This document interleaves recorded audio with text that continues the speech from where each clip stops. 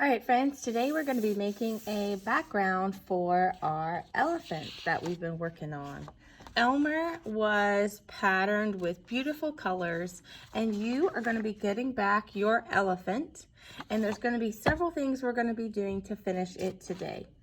You will also be getting a black piece of paper and a white colored pencil. This is so you can write your name on your paper. If you write your name with a regular pencil, it won't show up as well.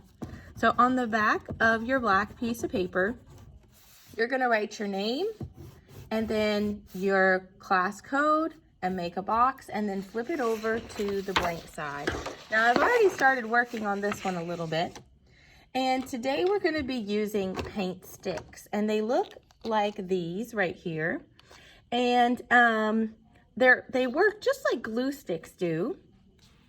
So you pick one up and you take the lid off just like you would a glue stick. And hopefully the last person that has used it has made the tip go down back into the part at the bottom down here. So all you have to do to make like the paint part of it come up is you twist the bottom, and as you can see, it will start to come up, and then you can use it on your paper here. Now I'm just trying to make the bottom part of my black piece of paper look a little bit green to represent some grass, but I'm gonna let you do kind of whatever background you want to do. So wherever you want your elephant to be. If you want to replicate how Elmer was in the story where he went off in the forest, then you can make yours look like it's got grass and trees and forest, or maybe you want your elephant to be somewhere else. You'll have to think about that. You can use a variety of different colors in your background. And as you can see, I'm kind of mixing like a dark green and a light green to get this cool grass color.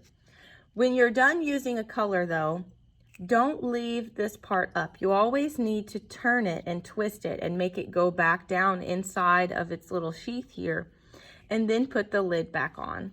An issue I have with students is that they extend this part all the way and then they put the lid back on, and when that happens, this part gets stuck at the top of the cap, just like glue. So even if you're working with a glue stick or anything like this, you have to retract this part, make it go back inside, and then put the lid on. So I'm gonna add some trees. I have like a brown, but maybe yours is like a very special place and your tree doesn't have to be brown. Your tree can be any color that you want. Your tree could be blue. Your tree could be pink. So it's really gonna be up to you how you wanna make your little Elmer world and what you want to do.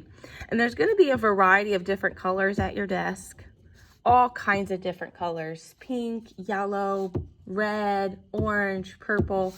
Honestly, any color that you want to use is going to be at your desk, so you can use those colors. I think I want to draw something in the background back here, maybe some hill or something in the background like this. Oh, maybe some light green trees. Awesome. Okay, I think that's pretty good. Now you can add, if you want, you can add a sun, you can add stars, maybe it's at night, you can add clouds, there will be white. So honestly, anything that you want to add, that's going to be up to you. Whenever you're done with your background, these paint sticks are kind of wet, but they dry in 90 seconds. So in 1 minute, after you use it, it's going to be completely dry. Then you're going to move on to your elephant. So you'll be getting back your elephant, and you'll need a pair of scissors. Next, you're going to cut out your elephant. And this part can be a little bit tricky because you have areas like these small areas inside. So what I like to do is I like to just skip those areas. I'm going to do what I call as a rough cut, which means I'm not worrying about the details first. I'm just going around the majority of the large base. And if there's too much that you're trying to cut through, just cut it off and keep going. So I just like to cut certain areas off around the main perimeter So the perimeter is the outside of the elephant. Like I said, I just like to cut that off. And instead of going in here right now, I'm not gonna do that. I'm just gonna go straight. And now that I've got all this big stuff cut off, now I can worry about some of these smaller things. And since I cut so much off to begin with, cutting in here will be a lot easier because I won't have as much paper in my way. You can go in one direction, you can turn your hand and then turn it in a different direction. And then look, I cut that out.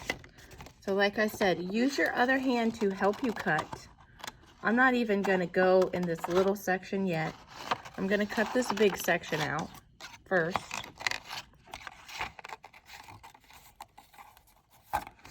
And it might be difficult, but that's why we're here. We have to practice.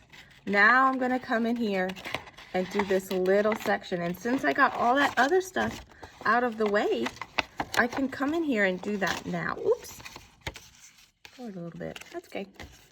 All right, now this part might be tricky too. So I'm gonna get this part out of the way. And then I'm gonna go inside and cut this part. So this part's gonna be a little tricky. You'll have to use your other hand to really help you get in here and cut it off. Just like that. When you're done cutting, you're gonna pick up all your scraps and look on the floor. Make sure you didn't drop any on the floor and throw them in the trash can. And then we're gonna work on gluing. Now I have a new type of glue bottle for you guys. It looks like this. And it actually has a brush inside. And you'll have to share it with your shoulder partner because there's only about 2 per table. So you'll pick it up and you can wipe it on the inside of the lip if it's dripping. And all you do is you just paint a little bit of it in the inside, all in here. And you don't need much. It shouldn't be like globbing up, just a little bit. Maybe I'll go in one more time. Get down there. Get the head of my elephant. And I'll get the back right here of my elephant. And that should be plenty enough glue for the elephant. I'm gonna screw the lid back on. Then I'm gonna flip it over and see where it's gonna go. So before I actually place it down, I'm just gonna see where I like it. Oh, maybe it's eating the tree, so I'm gonna turn it. Then you're gonna just press and hold it down. You can rub it if you want to, but press and hold it and rub it for maybe about 10 seconds or so. Just like that. And if you want your artwork to be extra fancy and you're really proud of it, you can really, really neatly, nice and neatly, write your name in the top corner. And I know we wrote our name on the back, but this is if you're super fancy and you're super proud, then you're gonna write your name in that corner, just like that. So I can put it in the hallway for you.